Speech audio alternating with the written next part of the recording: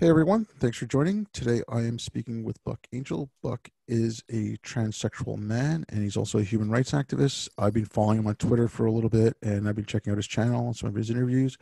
I thought I would have him on today to discuss trans rights, trans activism, how that's going, how that fits in with human rights, and where Buck thinks it's gone wrong. Hey Buck, thank you for coming on. Right on, my friend. Thanks for having me. I totally appreciate it. You have a great voice. Thank you. So I was okay. If you want to give a little bit of your background, as much as you want to tell, then we can go from there. And Oh, sure. Yeah, it's uh, probably important. It'll people mm, wouldn't, if the people don't know who I am. So I was born female, and I wasn't assigned female at birth. I was born a female. So I was born female and I never felt that way. And I wanted to be a boy my whole life. And I ended up being able to transition from a female to a male 25 years ago. And then I worked in pornography business, and that's how I started my work, through pornography. And then from there, I became more of an activist for people to feel free in their bodies, because for my transition, I did not get a penis. So I still have a vagina. So pretty much my activism revolves around my body, challenging gender notions, challenging the world on what it means to be a man and a woman, and, things like that.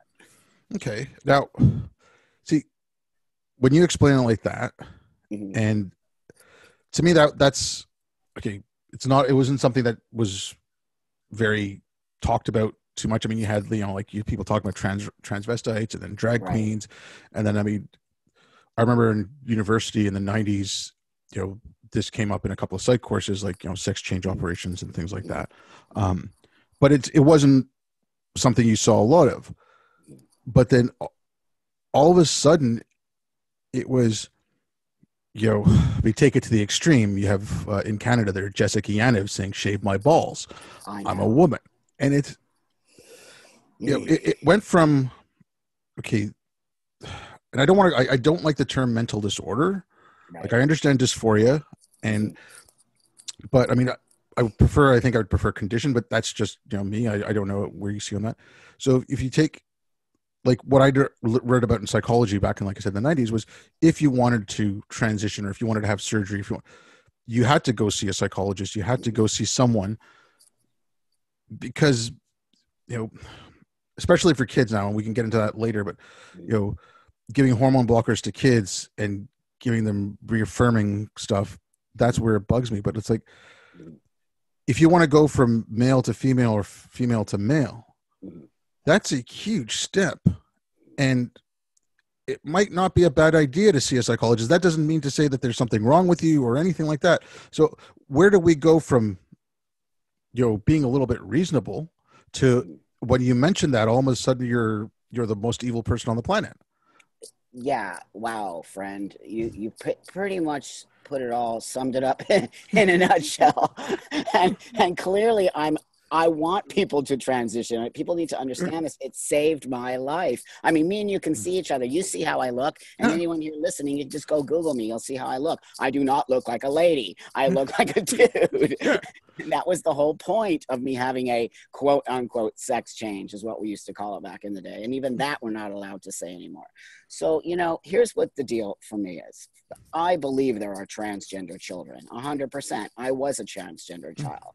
But that being said, if you understand children are all over the place. One day they feel like a boy, the next day they feel like a giraffe. The next day they want to play Minecraft, the next day they want to play, Doom or whatever.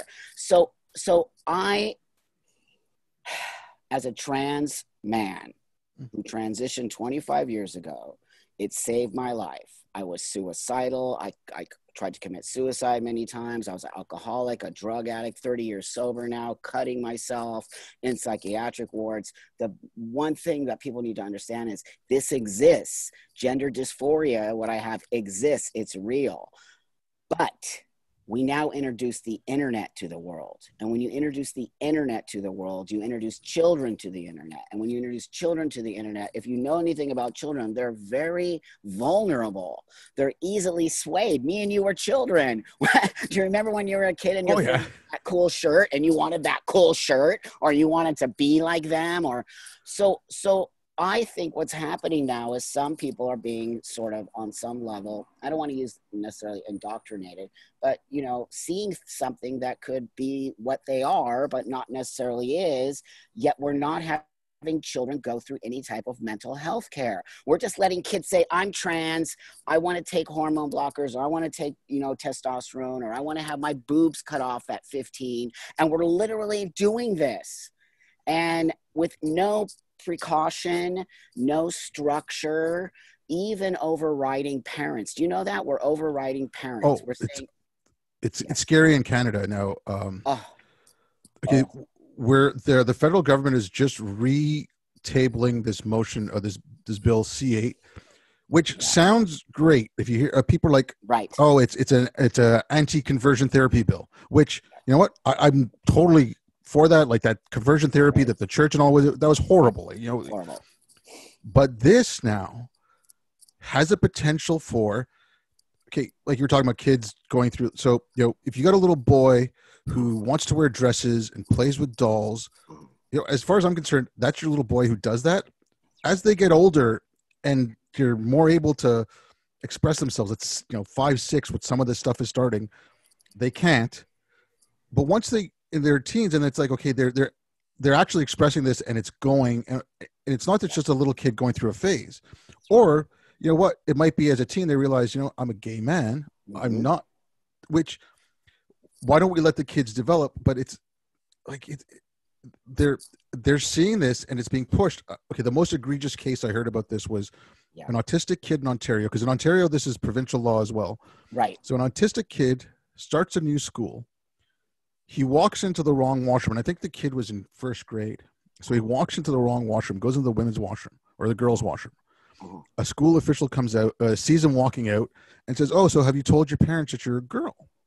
Now, the kid says no, they would get upset. Now, the law in Ontario is if the parents or anyone is stopping the child from expressing their gender identity, that's a crime, and they can, Child Protective Services can take the kid. So CPS got the kid for 3 days, an autistic kid for 3 days, took the parents 3 days to get him back. That's insane. Insane. Insane. I'm like, I'm a parent. I have an 8-year-old kid. I would lose my shit. Am I allowed to say that? Oh no, totally. No, speak your mind, man. But I like, would lose my shit. I would track your ass down and I would get my fucking kid right back from you. I don't care. Whatever that takes. no, but, You will not take my child from me. So how are we you can't drink without your parents' kid, right? You can't yeah. drink unless you're 18. It's in the States 18. You can't drive a car unless you're 16. Yet you can override your parents over a choice that may or may not be something that's actually happening. The reason you have parents is so they can guide you. It's my job as a parent to guide my child so they don't make the wrong turn, so that I can help them move forward. I'm an adult. I've been through this and that as you have. I am in shock at Yeah. this law. It does Oh, not make any sense at oh all. no. I None. mean, well, part of None. this is like when you mentioned the indoctrination. Mm-hmm. Okay, so we had Bill C-16 come in a couple of years ago, and that's what Yaniv used to, you know, sue all That's those right. people. That's right. And it's okay. That's based on gender theory and queer theory. It's That's it's right. all totally based on identity. Right on. And then this again is affirming that identity. But I, I, I okay. I've I spoken a know. lot about race because race affects me because I'm brown, and Sure. apparently because I'm brown, I'm helping white supremacy. It's really complicated. But anyways, but It's crazy, dude. yeah, but it's the same kind of thing. Like you got so if you've got a little kid, like, you know, you said, okay, you know, let little girls play with trucks, let little boys play with dolls. That's I mean, that's right. what it started, you know, in the 90s, that's where it was. And That's that right. made sense. The little kid wants to play, let the little kid play. That's right. Now, if your little boy wants to wear dresses or your little girl likes to be a, you know, what we used to call a tomboy, Mm-hmm. let them. That's how they're That's being right. a girl or a boy. That's right. But all of a sudden, those stereotypes, just like the racial stereotypes, are being pushed by the critical race theorists. That's The right. gender theorists and the queer theorists are pushing those antiquated stereotypes. You know, like Caitlyn Jenner becomes a woman of the year, glamour woman of the year, and oh, look how beautiful. And it's, but that's That's a right. specific female stereotype. That's right. I thought we were supposed to be getting away from those things. You see how we keep catching them in their hypocrisy? Yeah, but They say one thing and totally do another. It's hilarious. And what you said also, remember what you said. It's queer and gender theory, yeah, but not facts. okay, but that's where they're confusing the word theory, right? Okay, because That's right. it's the That's theory right. of evolution, Yep. but theory in science has a very specific meaning. It's a That's right. hypothesis until it's tested, and when it's tested over and over and over again, it Yep. becomes a theory. Yep. And then when you find a universal application for it, then it becomes law. Like the law of gravity is no longer the Right. theory of gravity. So, Right. they're using. It's like Deepak Chopra using the word quantum all the time. Yes. It's the same kind of BS. Because they're smart marketers. That's Oh, marketing. oh So yeah, who's totally. ever behind the TRA, the trans, I call them the trans radical activists, Mhm. but the Yeah. trans activists, who's ever behind that, because there's some powerful people behind that are literally walking over all of us, telling us biology isn't real, that it's all socially constructed, blah blah blah blah, just all this insanity ripping. And I know what they're doing. They're trying to rip down these ideas of biology, which are factual, in order to just let everyone be whoever they want to be. And the problem is this, and I want everybody to be whoever Yeah. they want to be. That's very important to me, because I am who I want to be. I'm a man who walks the world with a vagina. And, believe me, I get a lot of pushback from it, but it doesn't matter. I still live my life. I'm a functioning human being in the world. I know how to navigate, right? Just like you have to navigate as a brown skinned person. You have to navigate the world. We're not just these white dudes, even though that's what people see. But that being said, I had to learn to navigate. We have to understand, when we start to say trans women are women and trans men are men, yes, in theory, or whatever you want to call it, I live as a man, but I am not factually a biological man. I'm still biologically female, which is different than you, my friend, because if I have to go to the doctor, I don't have testicles and a penis, and the doctor says, okay, well, let me do your test here, and I'm like, but actually I have a vagina. Can you imagine what's that just going to cause right there? So when we start to infiltrate and sort of like want to take over, which is what I see, male and female space, we're actually doing ourselves a disservice, because we need people to know that we are trans men and trans women for our medical needs, and also for my experience in the world. My experience is not the same as a biological man. Mine is different as a transsexual man. And so I feel like this erasure of the trans experience, in order for us to be biologically, all of us, is hurting us more than it's helping us, because even people like you or the rest of the world, which is all biological, they're starting not to like us. And I've been in the business of educating and advocacy for over 30 years, and I'm starting to see a lot of my work being torn down, and people not liking us, and people thinking that we're bad people. And it's really detrimental to the survival of my trans community. Okay. And you bring up a really good point, because now the trans, community, whatever, like, the trans population of North America, or let's say the United States, right? That's a tiny, tiny fraction of the population. Now, exactly. On the race side, depending on how you define white in the United States, because there some people, some statistics use white passing Latinos or whatever. So, somewhere between 65 and 75% white. Mm-hmm. So the minority is 35 to 25%. Why do you want to splinter that? Now, when you look at the trans thing, why do you want to splinter that even further? And I'm in the same boat as you. Yeah. Live your life, be happy. As long as it doesn't change the price of beer for me, I don't really care. What I mean? Like you living your life the way it makes you happy. Right. Unless you're, what makes you happy is coming to my house and stealing my things. it shouldn't bother me. Right. That's right. And why does it bother people? That's the question we need to ask.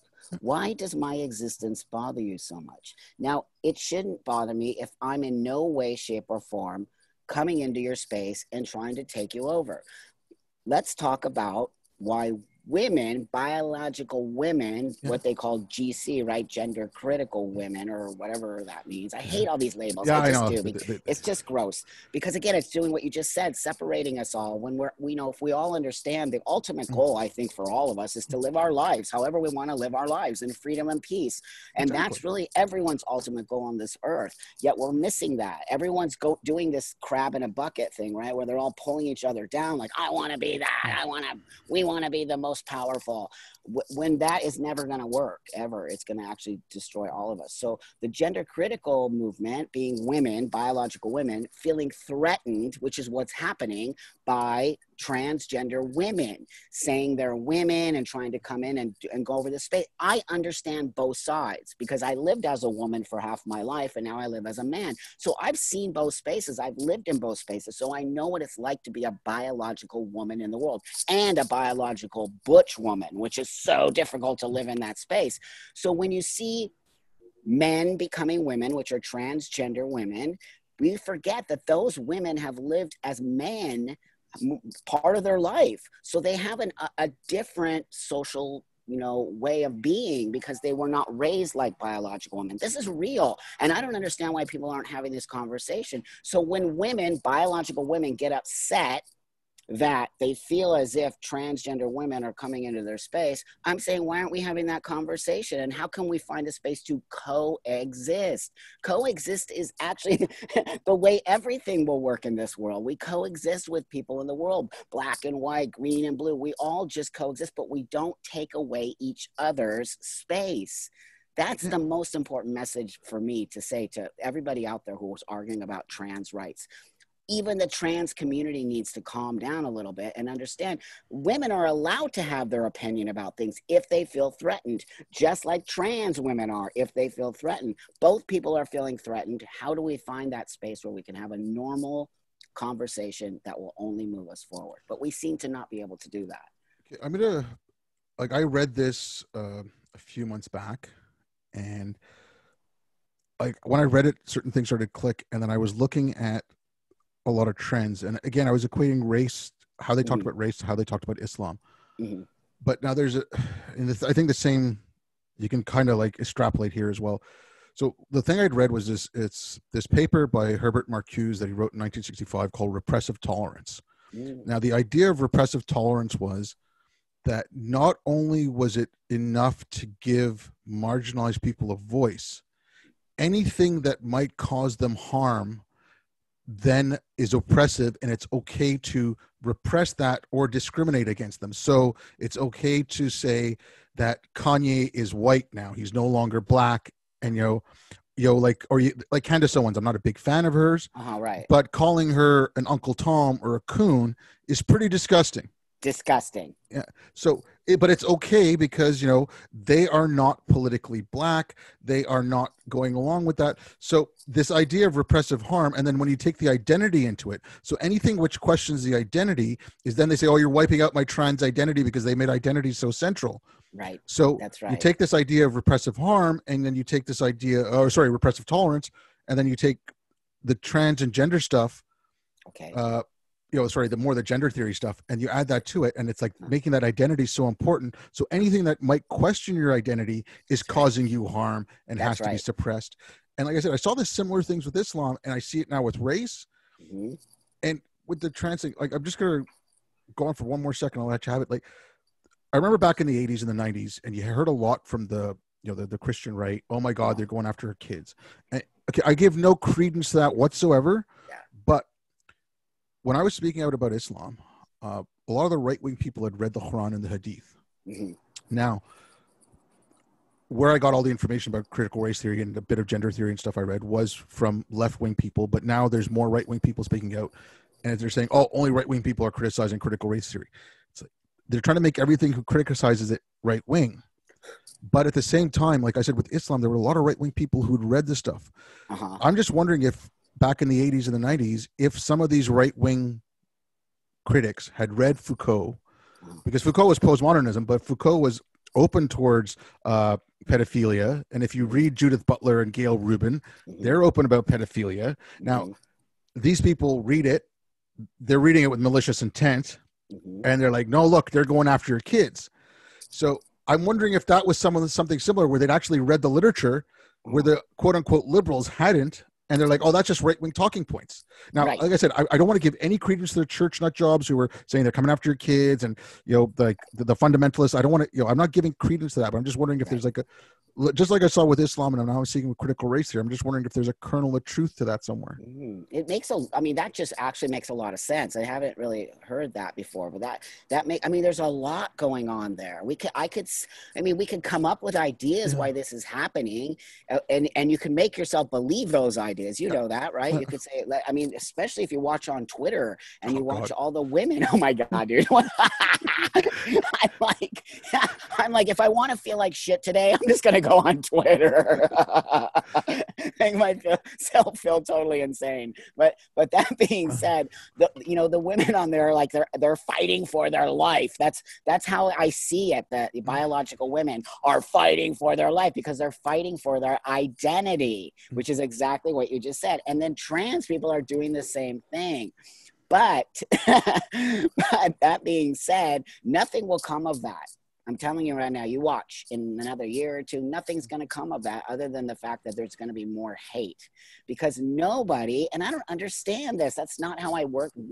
How do you think I survived this long in this world? And I'm pretty successful. And because I actually make an effort to speak to people and to you and to the rest of the world and try to explain myself and try to, say, hey, look, once people meet me, they're like, dude, you're a dude. It's not a big fucking deal. And that's what people need to start to see. They need to see us as human beings and not as these crazy trans people who are trying to take over, or these crazy women who are just like, you're all a bunch of, you're taking over our space. Nobody can have rational conversation, and rational conversation on some level creates change because you're being heard. And if you don't feel like you're being heard, what happens? You just shut down the conversation. And that's all sides of this insanity. But somebody's changing, somebody's doing this narrative of biology isn't real, like all of these things. Who's creating this new language in order to infiltrate? Or I don't know. Okay, but that's see, like I had left in 2002. I came back in 2014. Right. And that's when I was trying to figure out what happened, because when I left, things were normal. Right. When I came back, it was, when I left, it was, I'll disagree with you, but you can say what you want. When I came back, it's like, how dare you say that? You're a Nazi. You must be canceled.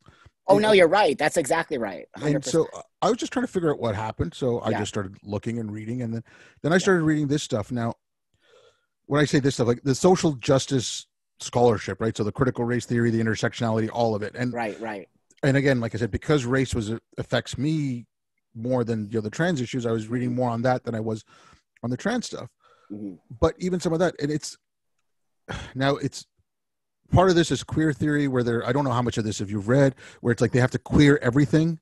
So no, but I mean, no, I know. So like, and in critical race theory, they'll say problematize everything, right? So you have to. So it's.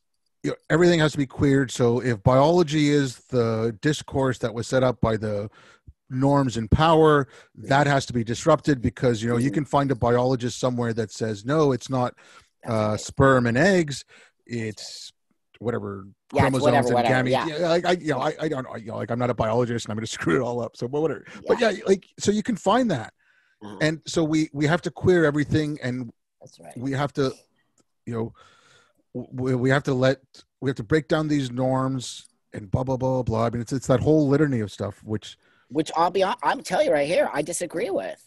I disagree with it all, because it's not fair. What about the people who I live binary? Do you know that? I literally had a sex change to live as a man. It's what I feel like. It's what I want to be like. So when you start saying these things don't exist, you're affecting my transition. And that is not okay. That's the whole reason you're trans. The reason transgender exists, or transsexual, is because you were born one way and you feel another way. They're literally rewriting the whole definition of transgender. It's the whole reason you transition, is because you don't feel like one gender and you go to the other gender. But now they've redefined the whole space, and it means nothing about what I did. I'm old school on some level. Like now it's just about calling yourself trans and maybe having surgery or maybe not, or non-binary. And all of that is good, my friend. I want people, and I want kids, and I want people to be able to express themselves. But what I don't like is when you start to try to erase other people's existence. And by saying all these things and creating all these new spaces and saying all white men are racist and all these things, that is not okay with me. I'm not cool with that, because that's not creating change. That's just flipping the narrative. Yeah. Okay. And I mean, I mentioned the law in Canada, now the anti-conversion therapy, but some of the stuff where it's like, especially against women, I see it mostly against women. So men who are now trans women, if they've had no surgery or anything, like they're not doing anything. That's right. And if a lesbian doesn't want to sleep with me, they're transphobic, and they're like, suck my lady dick. Yeah. Gross. Like but come on. I mean, like, this is the like, they talk about community love and acceptance and all that. And I'm like, but I thought sexuality, I mean, okay, I don't want to say it's a choice or whatever, but you're attracted to who you're attracted to. Yeah, that's right. That's right. And if a lesbian's not attracted to a penis, that should kind of make some sense. That's why they were a lesbian. Not only that, I don't even care. Yeah. Look, that's the stupidest, most disgusting thing that the trans people are saying.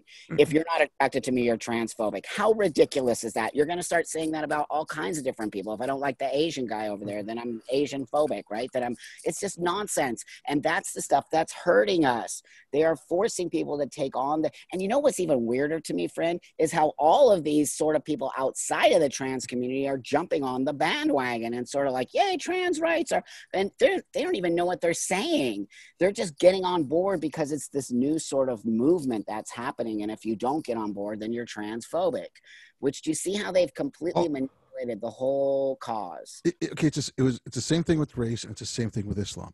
If someone criticizes Islam, they're a right-wing bigot, they're racist, fine. But I mean, there's plenty of things in Islam to criticize. But if you only white people can be racist, where's your white fragility? Like right after George Floyd, like I'm 51. I'm gonna be 51 in a couple of days. Like friends my age, within a few years of me, who have I know they didn't study this stuff in school. But all of a sudden they start talking about white fragility. Like it's come around so much, and it's like you're not.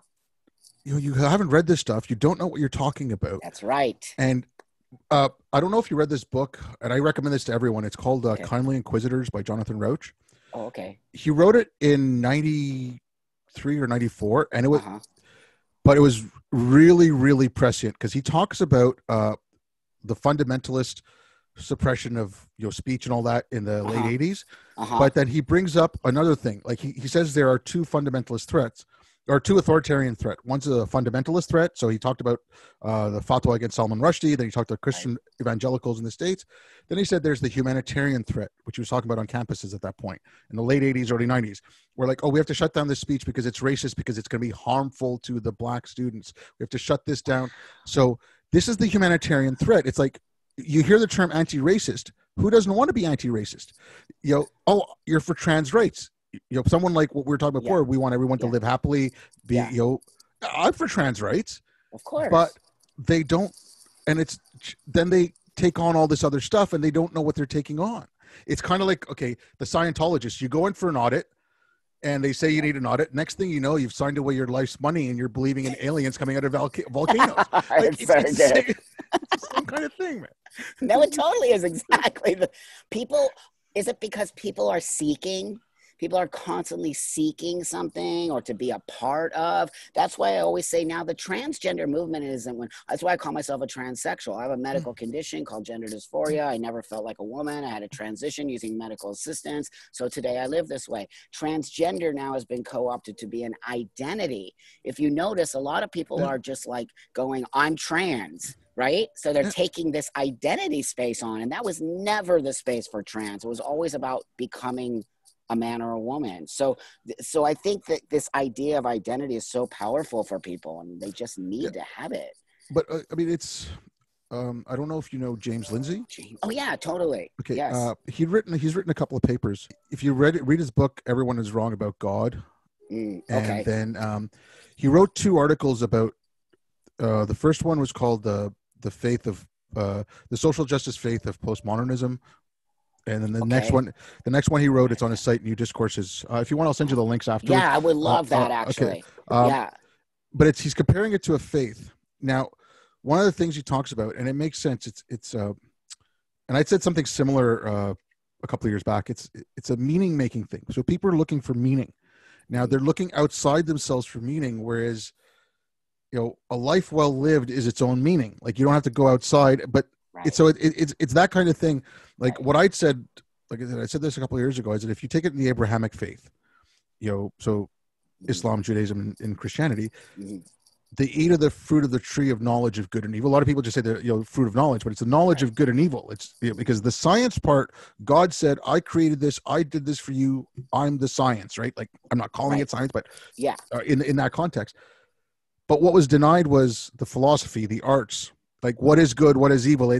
That's what was denied. So if you want to if you want to defeat religion, let's just say, I mean, for lack of a better term, like I said, I'm an atheist, but it's not So like am I. Yeah. yeah, it's not my goal in life Yeah. to crush religion. But if that's Right. what you want to do, you have to replace that with another meaning making structure. You Mm-hmm. can't just say, well, look, the Bible's wrong because it says 6,000 years, we're 5 billion years old. There it's Mm-hmm. wrong, and just walk away. That's You right. need to give them something to replace it. And sorry for rambling like this. No, I love it. I love it. Yeah. One of the other ideas I had, and it's just something I'm playing around with, it's the way we look at our first principles, so like free speech, freedom of the individual, and all that, Mm-hmm. we call them foundational principles. I'm like, no, I think that's wrong. A foundation is firm, rigid, and doesn't move. Ah, We should think of right. our first principles like the earth of a garden, That's right. you know, because it's easy to wash away, but if you take care of it, it can grow something great. And you Beautiful. always have to be aware of it. Wherever it's a foundation, until it Mm-hmm. rots and cracks and falls away, you build something on it and you forget about it. So I'm Mm-hmm. just thinking, like, we should maybe, if you're speaking to people and they're losing, we are becoming more of a secular society. There is less Yeah. religion. Yeah. So if you want to have them not gravitate towards these meaning making ideas that actually give you a wrong sense of meaning Mm-hmm. and like something harmful, Mm-hmm. show them a better way. Like, sorry, another thing I equate it to is, Right. if you remember in the 90s, and we're both, I think, roughly the same age. Maybe you I'm might be a little bit. 58. Yeah, I'm way older than you. yeah. So yeah. But okay, you had like NBC would have like must see TV, right? So Yeah, everyone, right. like the Right. water cooler shows. The next day you go to work and everyone talks about Seinfeld or everyone talks Right. about Friends. We don't have that anymore. It's such a niche Right. market. So like when something like Right. Game of Thrones comes around, Mm-hmm. everyone kind of gets around that. So we have a common narrative, a common story that we can share with everyone. Whereas we're losing that. We're losing that commonality. We don't have something to share with people, and I think that's what people are looking for. That's a good Okay, point. again, that's just me rambling. And No, but it's a really actually good point. And if you look at everything like maybe from above, you're right. You're right. You have to replace. You can't take something from somebody and not give something back in order for them to move forward. I even say that to, I talk a lot to the younger generation. They call me Trampa because I'm such an old trans guy. But that being said, I always say you cannot continue to just take from the universe. You can't just keep telling people to pay for your top surgery. All I see is these kids putting out these top surgery fund me campaigns. I'm like, you got to understand, you got to learn something from this. It's about now you want to change your body. You can't just keep taking. You got to return and give back to the world. And what are you going to give back to the world? I think people now are on this total space of, I feel like it's all very narcissistic right now and very much about me and not about the whole picture is what I feel, and why everybody's so angry and disconnected. And it's always about this identity. You're taking my identity. You're not part, you're just, and that creates fear, which creates this sort of space we're in now, which I feel is very angry and disconnected. What you said, water cooler, we don't get to even do that anymore. We don't get to hang out with each other and have a beer and talk and maybe even hug each other for a second, right? I think it's very detrimental to our mental health. Yeah, I mean the COVID thing. That's Oh, and again, no, but I mean that's part of the problem. Like, yeah, especially now, like, yeah, I don't think if we were in lockdown, the George Floyd, into like whatever it was, the horrific thing that happened, that wouldn't have led to what it did. I think the lockdowns exacerbated that. But okay, I don't want to get into the science of COVID because that's no. But I think that did hurt. Yeah. Oh, for sure. Yeah. For sure. You'd mentioned like surgery and stuff like that. Yeah. with the kids, because this is the one thing that bugs me. This is where I like, you know what, I don't have kids, you know, but you know, and again, like, how do you tell a parent, like, sorry, you shouldn't give your kids puberty blockers? Right. Because when everything they're seeing, like, Right. I wonder about, okay, I know what, I think it was maybe about 50 cases with the satanic cults and the repressed memories, where the kids were saying, oh, these teachers molested me, blah blah blah blah. Right.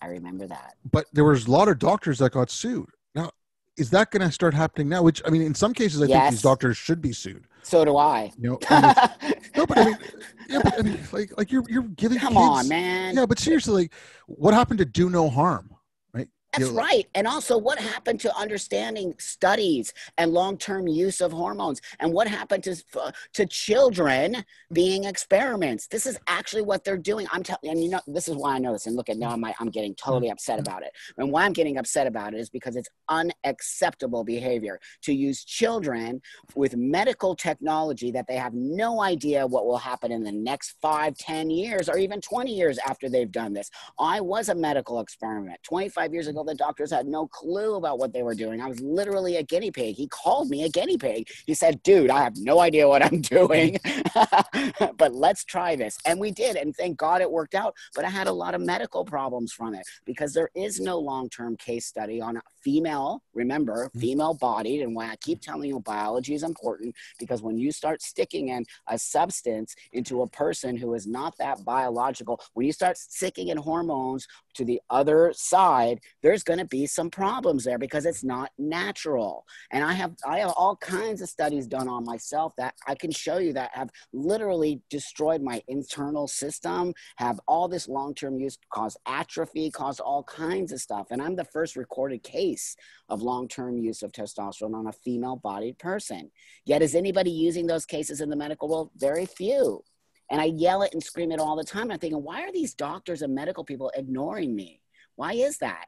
I think it has a lot to do with money, and it has a lot to do with, these are going to create a lot of income in the long run. They don't care. These kids are like collateral damage, and it's unacceptable behavior, and I will not stand for it. We cannot let 5-year-olds, 6-year-olds, 7-year-olds use hormone blockers without understanding what is that going to do to this kid in 5 years. Are they going to sue the doctor? Are they going to sue their parents?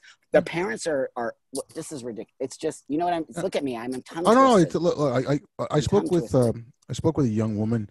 Her name is Helena, and she had started. I listened to that. Yeah, I listened to it. And you know that, I mean, it's like, I've seen there's a guy, Benjamin Boyce. I don't know if you follow him, and he's done a lot on of his show too. Yeah, he's spoken with people who detransition, and it's okay. You know, why are now all of a sudden people who are detransitioning, they're being excluded. They're being told that they're evil. It's like, wait a minute. I thought it was, you know, what makes the person's identity feel right for them. That's right. You know, things like that. And it's not happening. They're hypocrites. They're all hypocrites. When it doesn't work, and they try to silence the detransitioners. Not on my watch. Not on my watch. I'm all over the detransitioners. I'm giving them voice. If we don't use, for lack of a better word, use them in order to move forward in our trans space, then we're idiots. And that says to me there's something else going on. Because why wouldn't we want to talk to these youngsters who made a wrong choice that will literally actually be part of the rest of their life? Many of these young women remove their boobs, right? They removed their boobs. They took hormones. Like Helena, I think she did top surgery. Now she, you know, and she has facial hair. Can you look at me? Can you imagine if I decided tomorrow I'm actually really a lady? I would be an ugly lady. but I mean, but it's also like, you know, okay, the identity thing. This is where I saw it the worst was, if you look at ableism, I got into a little bit. It's crazy, and the way this stuff is so toxic, I'll get to it in a second. But like, if you have a deaf person who gets a cochlear implant, or let's say there's a miracle cure tomorrow, it's a genocide on the deaf identity. The other day I'm on Twitter and I see this really heartwarming story about a guy who I believe he was missing his hands, or he lost the use of his hands, and he got some like prosthetics. This guy was in his 80s. He used to be a piano player, and he played the piano again for the first time in like 20 years, and he started crying because his hands were moving. Now that's really heartwarming. But when you read this ableism stuff, and it clicks in your head, and it's like, oh, wait a minute, they're taking away the identity of someone who has no hands. But like this, you're taking a genocide on the deaf identity. Wow. I mean, like, come Wow. on. Come on. That's first off, I had a partner who was a sign language interpreter for many years.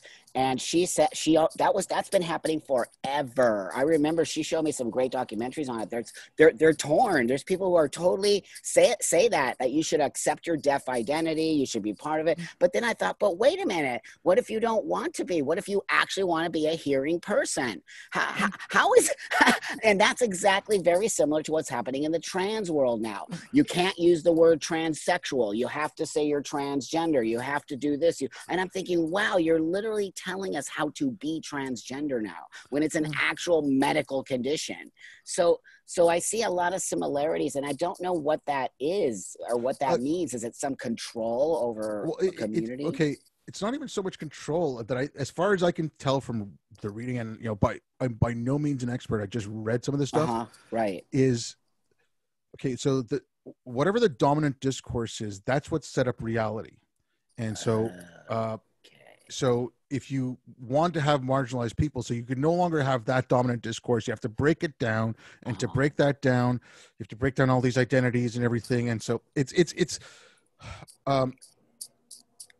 the way I equate it to the religious side of it is, we were all in the Garden of Eden. Everyone had their way of knowing. So brown people, black people, trans people, gay people, lesbians, we all had our ways of knowing. And then, the different intersectionalities and all that. We were get along hunky dory. Then in comes science and reason objectivity, which was brought in by white people. So whiteness.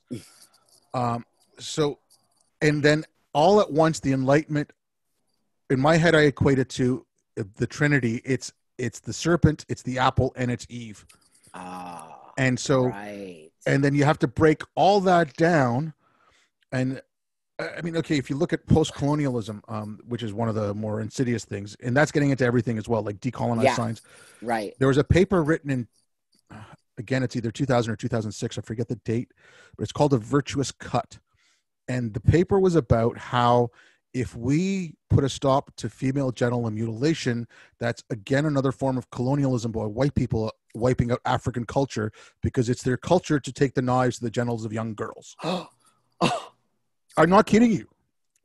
But see how you can rationalize anything? You can literally rationalize anything. But I'm sorry. Okay, if there's one thing we can agree on, but apparently not, because they want to have little kids transition, but you shouldn't be able to take the knives to the genitals of little kids. You shouldn't. Sorry, I disagree. I don't care if you're using it in religion, if you're using it as cultural, using it as you are actually taking away that child's own, space in their own body. They should be able to make that choice. Same with circumcision. I'm actually anti-circumcision too, because how can you do that to a child? Because it's the religious or the cleanliness thing. Or people have been having penises without circumcision for billions of years. What are you talking about?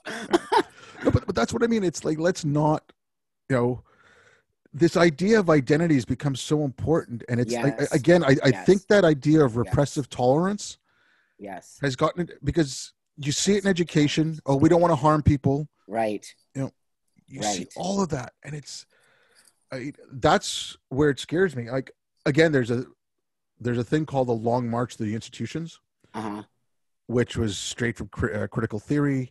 And their idea was Marxism failed to take over the capital, and it wasn't the proletariat, it wasn't working class that did the revolutions and all that.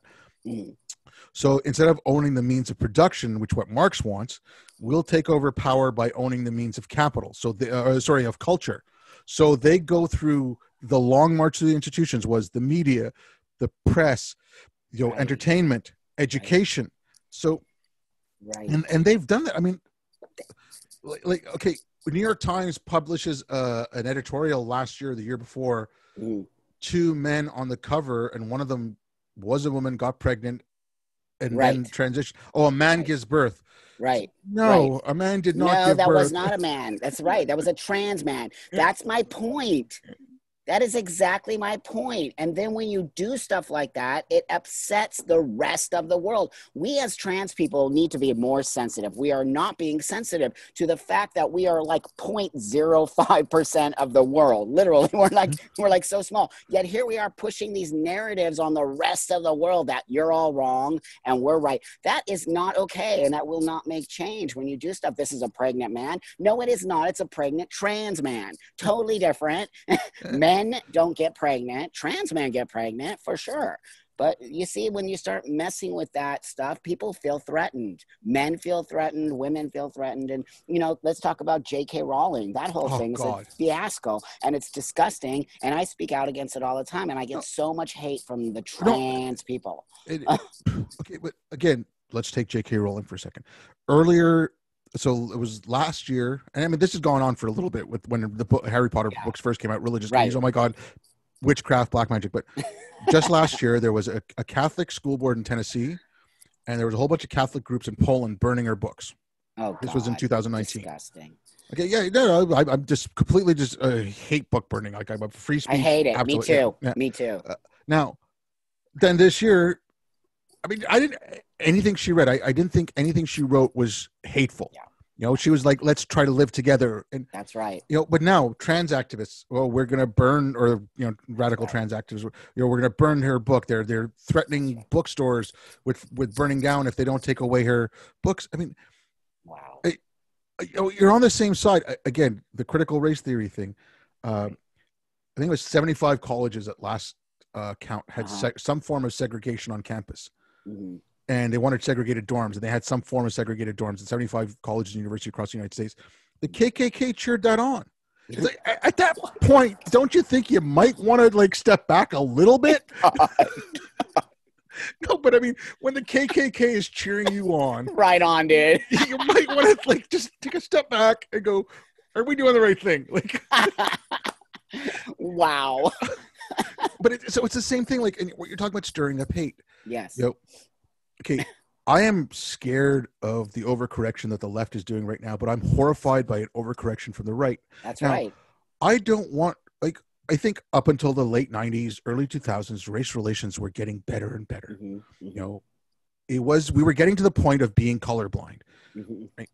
Now I think it's worse than it was even in the mid 80s. Yep. And and people are like scratching their heads going, oh, I wonder why white supremacy is rising. I'm like, well, wait a minute. You spent the last 20 years getting people to focus on race and racial identity and divisions, and you're wondering why white supremacy is rising? I know. It's like, I mean, like, really, let me just tell you something. I didn't even graduate high school. Not that I'm proud of that, and I'm not an academic, but I completely could understand some of these things. I'm thinking, what's happening? Are they like dumbing everybody down? Like, really, it's pretty basic thought process. Yeah, that's exactly what's happening, and I fear for the survival of the trans community because I see the same shit happening right now. The way we're forcing people to take us on as this, and we're forcing people. You cannot force people to change their beliefs. You have to give it to them a little bit at a time. That's what I'm telling you, what I was doing throughout the whole world. I travel the world. People are so receptive of me. I get so much amazing love, and people start to understand my struggle and get compassionate and start to see that. But we're not being compassionate now. We're being like, if you don't accept us as this way, we're going to call you these names, and we're going to roll over you, and you're going to lose your job, and we're going to cancel it. Like, what is that? It's distressing for me to see that as an activist. And again, like, you know, if you were, you know, like people who are in the gay community, the lesbian community, trans community, yeah, like okay, I don't want to see violence against anyone, but when you push people into a corner, that's right.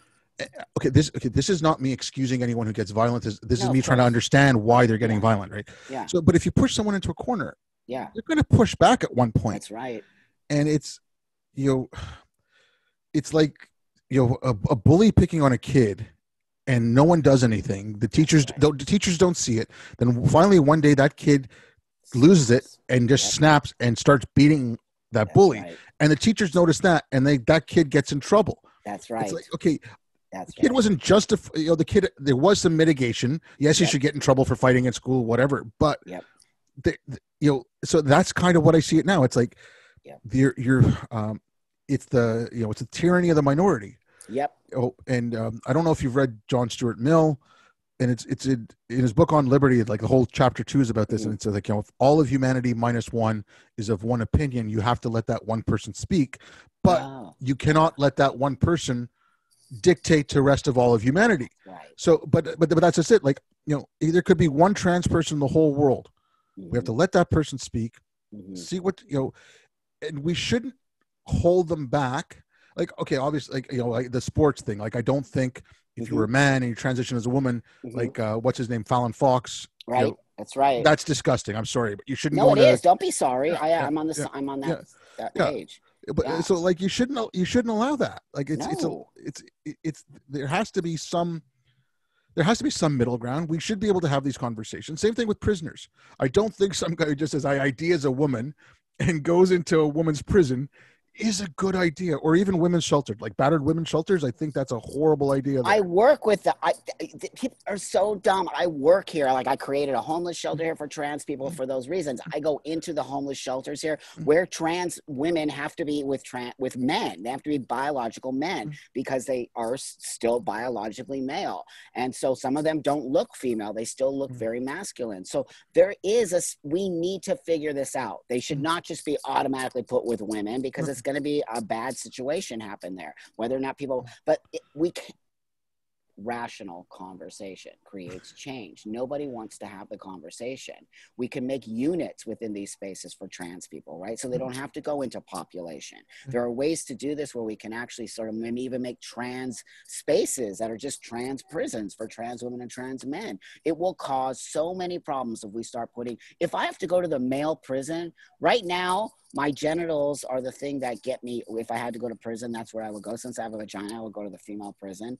But now with these new laws, I would have to go to the male prison. I'm not safe there. Are you kidding me, dude? I can take care of myself, but let me tell you, I'm going to be the prize of the, they're going to be passing me around, dude. but that's just it. I mean, like, you talk about safety. And again, I mean, the riots, it's ridiculous. Like the riots and everything, there was legitimate protests, but there was plenty of riots. When they change the language around and they say, oh, well, we destroyed property, so that's not really violence. Right. And the police defending that property is violence. It's like, wow. You had $2 billion worth of damage in those riots. Yeah. Like, how many livelihoods were lost? How many stores were burnt down who might not have had insurance? You're not going to get it back.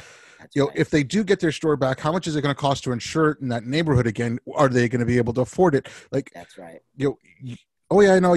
Oh no, we only destroyed property. Oh, you destroyed lives. You destroyed lives. You destroyed people's hard-earned time. That's just because people who are doing that don't have that kind of stuff. So they have no understanding of what that means. That's why. I mean, it's disgusting. Like, I also think this is a lot to do with education. These people keep pushing, communism. Oh, it wasn't so bad. It's like, okay, do you know what happens in Russia, in the Soviet Union, to homosexuals? Like, what's going on in Russia right now? That's because they don't even know what it means. They have no idea what communism is. They don't even know what Marxism is, fascism, none of it. None of it. They're all pretending that they know. They're all enlightened people. Yeah, well, go live in Russia for a little while, then come back. You know what I mean? Because then I bet you're going to change your mind. People don't understand. We have I travel the world, my friend. I've been to almost every single country in the world. And I'm telling you, I always come back here because we do have freedoms. Even though we have a crazy government and all that, there are still freedoms here that you will never have in the rest of the world. And what happens is, when you don't know that what you have, you fail to recognize it. And so people in this country I'm not saying we have a great country, because we don't. And there's a lot of fucked up shit going on here. But that said, things do need to be changed. But at the same time, we still have a lot of freedoms and a lot of ways to make change without burning stuff down. When you burn stuff down, who pays for that? No, but it's like the travel thing. Like, I was lucky. My family moved here from India when I was 6, and then we went back every few years. So I got to visit India quite a bit, and then I always had the travel bug. I worked overseas. I traveled. Awesome. I think, like, a lot of these, and they're spoiled, privileged little kids. And when I say privileged, I mean they're going to Yale and Harvard. That's right. Like, they're going to, like, Ivy League schools. That's Their right. parents are shelling out a lot of money. That's right. Go travel. And it's not like go travel to Cabo and go stay at a Club Med. Like, go travel. Seriously, dude. go to India and like backpack That's around right. India, like Right. see real poverty, see real, That's right. and that doesn't excuse, you know, the projects, the inner cities. That does not excuse any of that. That's right. Those are things to fix. But Yes. come back to your little cushy life where you live in a suburb and, like I said, Oh you my go to God. Yale, you That's know, right. and stop bitching about how you're oppressed. Oh my God, it's all those kids. I'm telling you, it is. Even the kids that are coming after me, these like new trans kids that are like, you're a bad person. I'm a turf and I'm transphobic. So I'm just thinking, kid, I transitioned before you were even born. Are you like literally talking to me? But it's all the kids from this academic space. And they have this privilege that they are so blinded to their privilege that they're just spewing out at the rest of the world as if they know better than anybody else. I'm thinking, they're 20. I always have to remind myself these are 20-year-old kids. I'm not going to get on Twitter and be like, fuck you. It's just ridiculous. But I mean, like, again, like I see the backlash against J.K. Rowling, the backlash Yeah. against the women. Yeah. But Yes. then Yes. one of the most egregious things I saw, again, because I'm comparing the race issues to the trans issues because I think there's a lot of overlap there. Yep. There was, Yep. I think one of the worst things I saw, there was this a bunch of cops in New York City at maybe April-ish, Mm-hmm. and they were all being yelled at by all these little kids. And I don't know if it was Antifa or BLM. I have no idea. They're like, "Oh, you guys are all dumb. You haven't gone to college." Blah blah blah blah. Then one of them got up and started doing some dance and and then it was a white kid. And he's telling these black cops, he's calling them black Judases. He's like, "Oh, you're all black Judases," and and it's like, Jesus Christ.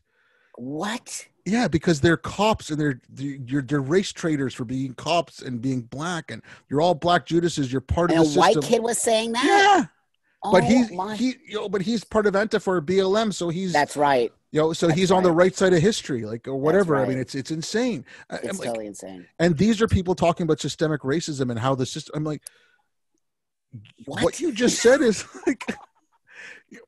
I mean, like but like it's a trans, like the okay, and again, I'm saying this a lot, and I kind of feel bad about, like, when I say the trans issue, like these radical trans activists, when they say stuff like that, they, as far as I'm concerned, they get people throwing hate towards someone like you or someone like That's right. Blair That's White, exactly you right. know, when there's Yes. there's a lot of, like, okay, I shouldn't say that. I know a few that I watch online. There's a Uh-huh. friend of mine that I met online, Uh-huh. speak with her every now and then. She's Uh-huh. transitioned into a woman.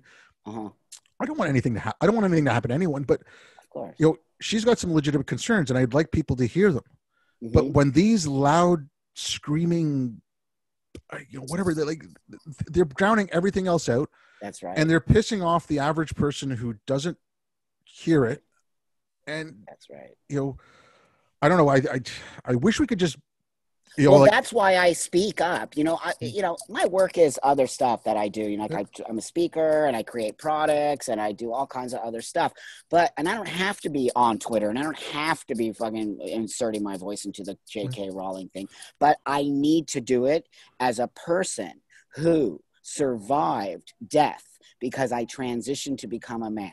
And it's the only reason I stand here and fight for my space, because there'll be another person, if not a person my age, a youngster, who this will save their life. And if they're hearing all the rhetoric from those crazy over there, those crazy TRAs, they're not going to know that they can be like me. They're not going to know that they can actually just transition, go back into the world as a man and be successful in life, which is what I only ever wanted to be. I'm not attached to this new idea of whatever trans is. They've co-opted trans and made it into some militia group that is totally, completely nothing to do with a person like me. And so that's really dangerous behavior, and dangerous when I see the future of the trans community, because now people just see crazy radical activists and they don't see people like me who said, wait a minute, dude, I almost died. And if I didn't do this, I would not be here today. And that's why I have to completely insert my voice into these crazy ass things that are going off on the trans community, because that's not the trans. They don't speak for the trans community, though people think they do. I just want to ask you a question, and please let me know if this is too personal Sure. or whatever. But no, it's not. Yeah. You'd mentioned, like, you saved your life. Now they give you the statistics for suicide. I think it's like 6 times higher than the average population. Yeah.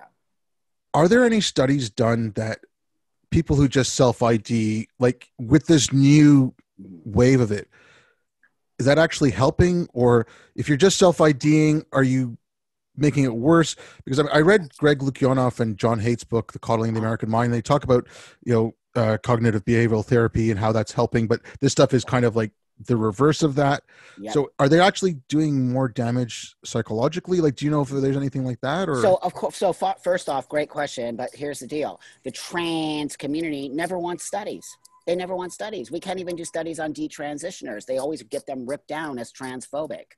So why don't they want studies? Right? It's like if a demographic that you belong to is constantly getting cancer, you want to have studies done. Why are we always having cancer? So I'm wondering, why are we not having studies on what you just asked? Look, I think self-ID in the sense of social change. Okay. So what I mean by that is somebody who wants to self-ID as a trans person, but is just doing a social change where they're not having any surgery. They're not taking any hormones. They're not doing anything that could be irreversible. I'm all for that. But if a kid is doing self-ID and is all automatically just going and having chest surgery and hormones put in, I'm against that, because self-ID is having no safety system. It's basically saying, I'm 16 years old. I said I'm trans. My parents have no say-so in the matter. I can go to any doctor I want to, and I can tell them I'm trans, and they have to give me hormones. How is that possible? That is such dangerous behavior because we have no studies. Is it going to help that this kid is being self-ID'd? No, he needs to have a mental health care professional help him or her decide which is the how can a kid self-ID as trans? Of course they might be, but they need some form of sort of structure to go into and say. They're seeing too much. Social media has changed everything. It has changed everything in the way kids react in the world, the way kids, do things, the way they think about themselves. So, I do think self-ID could be quite harmful if we don't understand what that means and what is the kid doing. Is he doing medical self-IDs or just doing social transitioning self-ID? Yeah, a friend of mine actually, someone I met on Twitter, I'd spoken to him. He's a biologist. He wrote, things have gotten so blurred in the last this year. That's right. But I think it was earlier this year. He wrote something along those lines of, and it's a term I believe from biology. It's called the social contagion. Now it's kind of like Dawkins talking about meme theory and meme spreading and stuff like that. It was not like, and right away he went on to explain it, but the first tweet included social contagion. So it was like, oh my God, you're saying this is a disease and that we're a virus and that we're causing people to, and he's like, no, he's talking about things like social media, exposure to it. And okay, that exposure to it, like, again, sorry, like I ramble a little bit, but okay, the drag queens story time. Now, I personally, if a drag queen comes into a class, even if it's first grade, and they just come in drag reading stories, the kids can say, okay, well, it's an adult dressing up. Kids play dress up. They understand that, right? Yeah. And you can explain it to them that way.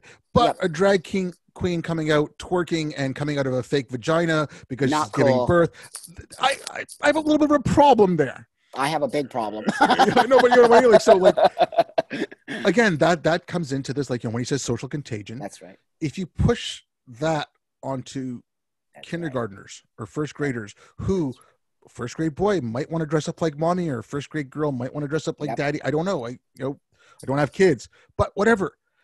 But if they see that, it's like, oh, I'm a man now. I'm a girl now. That's right. Like, they're little kids. Like, again, kids are I have a kid. Kids are changing their mind every second of the day. And also what they see does on some level, like, form them and has an effect on them. I don't care what anybody says. I have no problem with drag queens coming in and reading a storybook, but you're right. When they start adding vaginas to it and all kinds of other things, like, I don't even I work in the sex industry. I would never let my kids sit in front of a TV and look at vaginas dancing around. I mean, it's like, come on, man.